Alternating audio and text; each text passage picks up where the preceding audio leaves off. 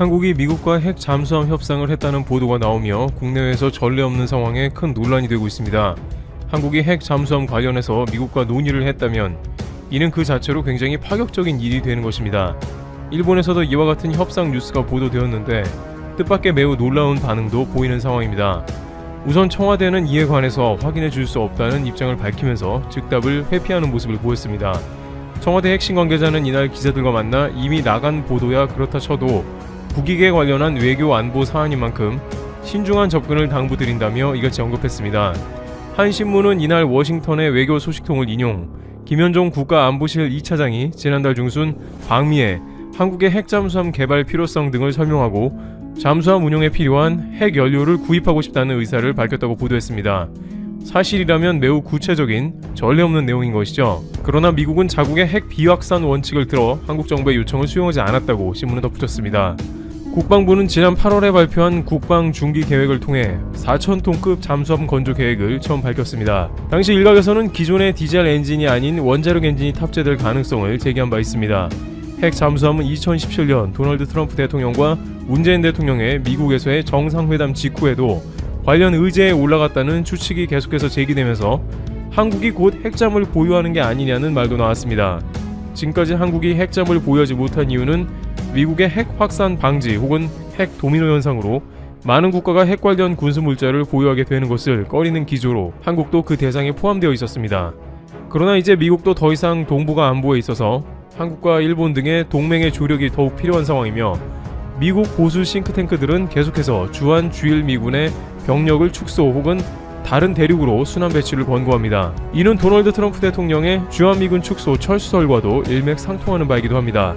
그렇다고 동북아 안보는 소홀하게 할 수 없으며 중국과 태평양 패권을 맞서야 하는 상황이고 결정적으로 북한 때문에 한국은 더욱더 핵 잠수함과 같은 전략 자산이 필요하다고 지적돼 왔습니다. 당장 북한은 2019년 10월경에 잠수함 탄도미사일 발사에 성공하면서 한국과 동북아시아 안보를 크게 위협한 상황이기도 합니다. 이러한 도발만 보더라도 한국이 북한에 대응하는 대칭 전력을 갖기 위해서는 핵잠이 가동되어야 한다는 의견이 나오게 되는 것입니다.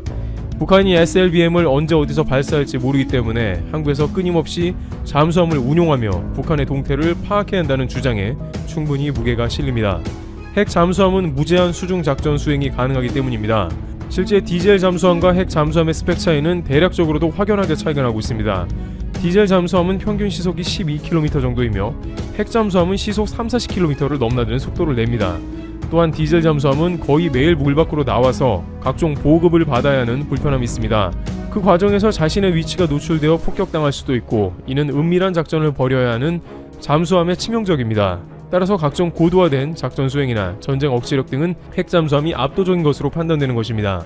결국 대통령 당선 공약 중 하나일 정도로 한국의 중요한 핵잠이었던 만큼 정부에서는 국방부 장기 계획과 함께 끊임없이 관련 사안을 추진하고 있다가 김현종 차장의 방미와 함께 이런 보도가 나온 것으로 파악되고 있습니다. 그런데 대략 이러한 틀로 일본의 관련 뉴스가 나가면서 일본의 반응도 상당히 뜨겁게 나오고 있습니다. 우선 한국이 미국과 핵잠 협상을 했다는 자체가 일본으로서는 위화감이 들 수 있는 것입니다. 한국은 도널드 트럼프 대통령 집권 이후 지속적으로 군사 관련 협상을 체결하고 있는 모습이 나옵니다. 특히 미사일 사정거리를 2차례나 개정했습니다. 보통 10년에 한 번 나올까 말까한 미사일 협정을 트럼프 대통령 때만 2번을 갱신한 것은 그만큼 한국이 국가 안보에 적극적으로 전략을 편 것입니다. 미 국무부는 지금까지 여러 가지 이유를 들어서 한국의 미사일 지침 개정을 거부한 것으로 전해집니다. 이번에도 미 국무부나 국방부는 관련 사안에 대해 거부했지만 트럼프 대통령이 직접 허가했습니다.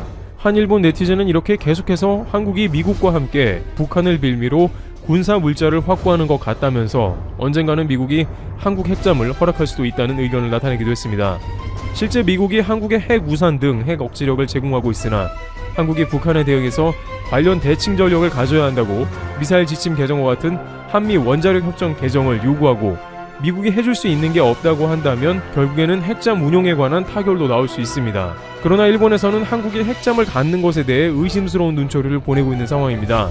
구구 매체인 데일리 온라인의 경우에는 한국이 핵잠을 가질 필요가 없음에도 가지려 한다고 보도하면서 사실상 북한만을 상대하려고 한다면 운항거리가 장거리일 필요도 없으며 결국에는 북한만이 목표가 아니라는 것입니다. 필시 일본의 도쿄와 같은 대도시에도 목표에 들어가 있다는 증거가 될 수 있다는 황당한 이야기도 곁들입니다. 또한 핵 잠수함을 빌미로 한미 핵협정을 개정하면 결국에는 핵무기를 비밀리에 추진한다는 뜻으로 일본에 언젠가는 그런 핵무기가 큰 위협이 된다면서 미국은 절대 한국의 핵잠을 허락하면 안 된다는 것입니다.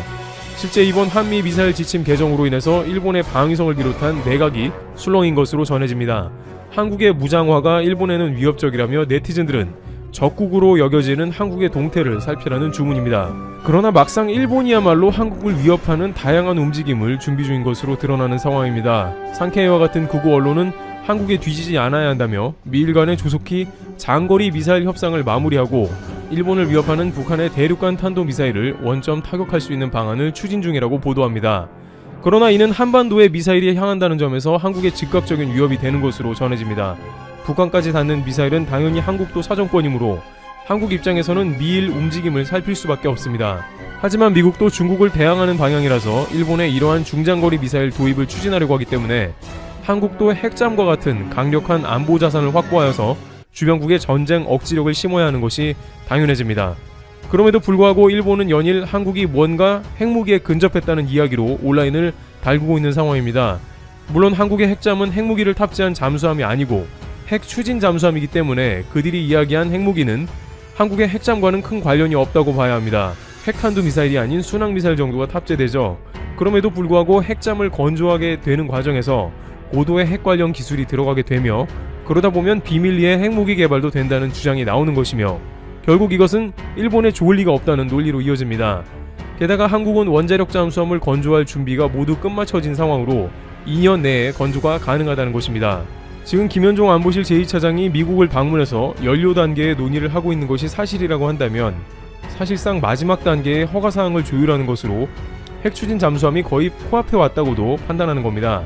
또한 군사 전문가들은 한국은 프랑스의 바라쿠다 공격 원자명으로 핵 추진 잠수함을 도입하게 되는 것이 가장 현실적인데 이는 한미 원자력 협정에도 저촉되지 않으므로 미국과 협상을 잘 이끌어내면 어려운 일이 아니라고 하는 것이죠. 특히 한국은 3톤급 경항모를 도입하게 되면서 처음으로 해군 전단을 제대로 꾸리게 된다는 점도 핵 추진 잠수함의 역할이 중요해진다는 것입니다.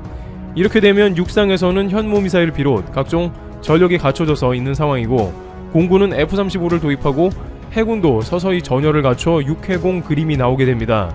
하지만 한편으로 이러한 한국의 무장이 일본에도 도움되는 면도 있습니다. 한국 핵잠 보유의 딜레마에 빠진 것인데요. 왜냐하면 한국 핵잠이 북한의 잠수함을 추적하면서 북한의 미사일 발사 준비 상황 및 위협 요소를 즉시 감지한다면 이는 한미 간의 동북아시아 안보를 더욱 공고히 하는 것과 동시에 일본에도 도움이 될 것입니다.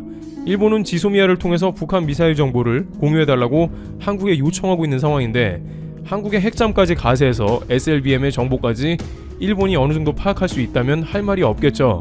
일본은 북한 미사일을 실제 가장 경계하고 있는데 한국의 핵잠으로 이를 파악할 수 있다면 미지의 탄도미사일의 위협에서도 좀 더 벗어나게 되므로 어떻게 보면 딜레마에 빠지게 된 셈입니다. 한국의 핵잠을 허용하면 북한 잠수함 미사일 경계 효과가 있지만 한국이 핵잠 갖는 건 싫은 것입니다. 만약 미국이 지소미아가 강화되는 계기로 한국 핵잠을 용인한다면 거절도 못할 일이라 질색하는 것입니다. 한국은 오랜 역사를 통해서 자신이 스스로를 지키지 않으면 안 되는 자주 국방의 중요성이 대두되었습니다. 따라서 이와 같은 국방력 강화는 누구를 공격하기 위함이 아니라 외세로부터 스스로를 지키기 위함이며 열강이 둘러싸여 있고 남북이 갈라져 있는 작금에는 핵잠을 비롯해 무엇 하나라도 빠르게 도입해서 주변국에 잠재적인 억지력을 심는 게 중요한데 일본은 역으로 자신의 위협이 된다고 생각하는 것이죠. 따라서 한국이 이렇게 국방을 강화하려고 할 때마다 일본은 각종 로비로 미국의 방해 공작을 할 것이 예상됩니다. 트럼프 행정부의 볼턴 전 특별안보보좌관은 일본은 한미 간에 다양한 방해를 해왔다고 밝혔습니다. 특히 남북 간의 평화 모드를 지극히 경계했는데 남북이 긴장되어야 미국의 이득이 된다고 했습니다. 이는 일본이 6.25에 군수물자를 공급하여 2차 대전의 패망을 극복할 정도로 경제가 살아나서 한반도의 평화는 자신들에게 방해가 되는 동시에 전쟁 억지력을 가지는 한국의 군사력 강화도 안 된다는 이중적인 태도를 보여주는 것이라고 할 수 있습니다. 지금도 일본 지방에서는 참의원 선거 유세를 하면서 일본 경제가 살아나려면 한반도에 전쟁이 나야 한다는 망언을 여과 없이 하고 있는 상황입니다. 과거 일본 경제의 국가의 빚을 한 번에 해소한 유일한 방법이 6.25를 통한 것이었기 때문이고 지금도 전세계 정부 부채 1위를 달리는 일본이 역시 한반도를 보는 시선은 과거와 동일한 것이죠. 이와 같이 일본은 한국이 미국 핵잠 얘기를 했다는 것만으로도 큰 위협을 느끼고 위기로 판단하고 있습니다. 그러나 한국은 국방비를 대거 집행하면서 갈수록 자주 국방을 실현하는 모습이 포착되고 있습니다. 트리블튜브 여기서 마치겠습니다. 감사합니다. 현재 한국의 방역에는 비상이 걸렸습니다. 지난 10일 한국에서는 총 682명의 코로나19 신규 확진자가 발생했습니다. 인공호흡기나 산소치료 등을 받아야 하는 위중증 환자는 이달 초 100명대에서 빠른 속도로 증가하여 어느덧 172명까지 늘고 말았습니다. 현재 기준 전국에 남은 중환자 병상은 51개인데 이 속도라면 주말쯤에는 한국의 중환자 병상이 부족하게 되는 것이죠. 이에 방역당국에서는 끊임없이 위기감을 담은 경고를 보내고 있습니다. 현재까지 한국에 닥친 3번의 유행 중 이번이 가장 규모가 크고 장기간 유지되고 있기 때문입니다. 수도권에서는 연일 확진자 수가 최고치를 기록하고 있으며 급격한 확진자 수 증가는 그동안 한국이 쌓아왔던 방역, 의료체계의 대응 역량을 한계에 다다르게 만들고 있습니다. 그나마 약 150여 곳의 임시선별진료소, 임시컨테이너 병동 등을 지어가며 폭증하는 코로나19 확산세에 발빠르게 대응하고 있긴 하지만 현재 한국은 하루라도 빨리 백신 접종을 기다리지 않을 수 없는 상황이라 할 수 있겠습니다. 하지만 백신 역시 순탄치만은 않은 것이 현실이죠. 한국이 가장 많은 물량을 확보한 것으로 알려진 영국의 아스트라제네카 백신에 제동이 걸렸습니다. 미국의 FDA가 백신의 개발 과정이 불투명하다며 아스트라제네카의 백신 승인을 계속 미루고 있는 것입니다. FDA에서는 아스트라제네카 측에서 정보를 제대로 제공하고 있지 않다 지적합니다. 하지만 아스트라제네카는 모든 정보가 즉시 제공됐었다며 크게 반발하고 있는 상황이죠. 일각에서는 영국에게 최초의 백신 접종 타이틀을 빼앗긴 미국이 영국산 백신인 아스트라제네카의 출시를 방해하는 것 아닌가. 자국 기업인 모더나와 화이자가 코로나19 백신 시장을 모두 선점하게 될 때까지 아스트라제네카를 방해할 심산이다 라는 의심의 목소리까지 내고 있는 상황입니다. 실제로 미국에서는 이르면 10에서 11일 화이자의 백신을 배부할 수 있다는 말이 나오고 있기에 이러한 의심은 다소 설득력이 있어 보입니다. 아스트라제네카에 대한 승인은 아무리 빨라도 12월 중순이 지나야 되지 않겠냐는 것입니다. 하지만 현재 세계 최초로 접종되고 있는 이 화이자의 백신 역시 확실히 안전하다고는 보장할 수 없는 상황입니다. 이 백신을 국민들에게 가장 먼저 접종한 영국에서는 백신에 알레르기 반응을 보인 사례가 2건 보고되었기 때문이죠. 또한 미국의 임상에서는 4명의 참가자가 안면마비의 증상을 호소하기도 했습니다. 물론 4만 명 이상의 접종을 받아 단 2명만이 알레르기 증상을 호소했다면 이것은 상당히 높은 안전성이라고 볼 수 있습니다. 그런데 이것은 지금의 기준일 뿐이지 앞으로 이상 증상을 보이는 사람이 언제 얼마나 또 나타날지도 모르고 안 그래도 백신에 대한 음모론이 끊임없이 제기되고 있는 현재이기에 사람들의 불안감은 더욱 증폭되기만 할 것이라 합니다. 실제로 중국에서는 백신에 모든 희망을 걸고 있는 서양 국가들을 향해 일침을 날리기도 했죠. 지난 8일 왕광파 베이징대 제1병원 호흡기 중증의학과 주임은 글로벌 타임스와의 인터뷰에서 백신은 미국을 전염병으로부터 구할 수 없을 것이라며 미국의 상황이 우스꽝스럽다며 비꼬는 모습을 보였습니다. 전 세계에서 백신 거부 운동이 가장 활발하게 일어나고 있는 국가가 미국이기 때문이죠. 현재 미국이 코로나19로 인한 사망자가 하루에 3,000명을 넘어설 정도로 심각해진 이유도 코로나19는 음모라 주장하며 방역에 전혀 신경 쓰지 않는 미국인들이 있기 때문입니다. 다음은 만약 코로나19 백신을 접종할 기회가 생긴다면 나는 백신 접종을 받을 것인가? 라는 질문에 대해 세계 각국의 국민들이 얼마나 긍정적인 답변을 보였는지 정리한 표입니다. 프랑스가 54에서 59%로 가장 낮았고 미국 역시 전 국민의 40%가량이 백신을 맞지 않겠다는 부정적인 반응을 보였습니다. 반면 중국은 85에서 97%의 압도적인 비율로 중국산 백신에 대한 무한한 신뢰를 보이고 있음이 확인됩니다. 물론 중국은 현재 연말까지 200만 명의 국민들에게 백신 접종을 강행하겠다는 의사를 밝힌 바가 있기에 중국의 통계 결과는 딱히 신빙성이 있다 말하긴 어렵겠죠. 그런데 이러한 와중에 한국은 83% 이상의 국민들이 백신을 맞겠다는 긍정적인 반응을 보여 눈에 띕니다.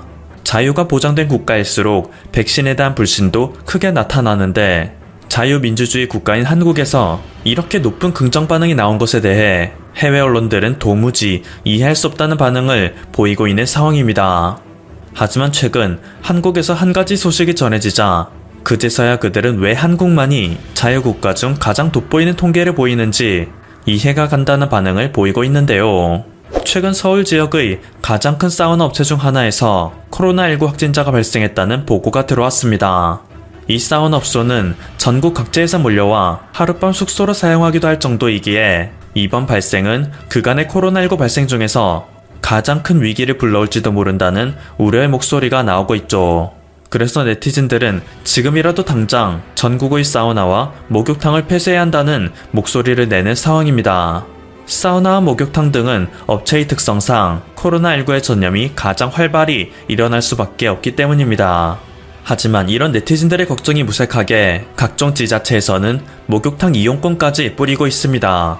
그리고 그 이유는 바로 쪽방촌 거주자 등의 취약계층 혹은 현장 근로자들에게는 목욕탕이 필수적인 시설이기 때문입니다.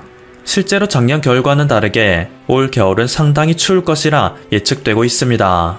그런데 만약 목욕탕이 모두 문을 닫게 된다면 집에 따뜻한 온수가 나오지 않는 취약계층의 사람들은 가끔씩 목욕탕에 들어와서 몸을 녹이는 것조차 할 수 없게 된다는 것이 방역당국의 설명이죠.